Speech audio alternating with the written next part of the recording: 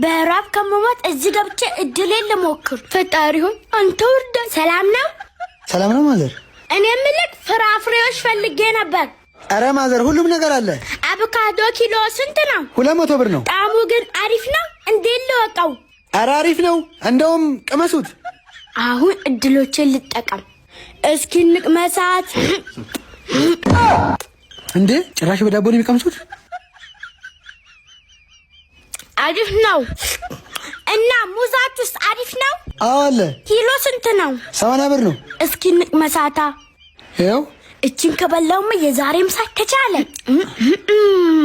ፈጣሪ እንደፈለገው ያበላል። እንዴ አንድ ኪሎ ብቻ ለምገዛው ሁሉንም ቀመምሳ ልታከስለኝ ነው እንዴ?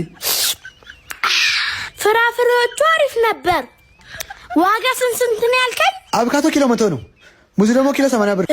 እንደዛ ነው እንዴ ያልከኝ? ውድ ነው፣ ይቅርብኝ።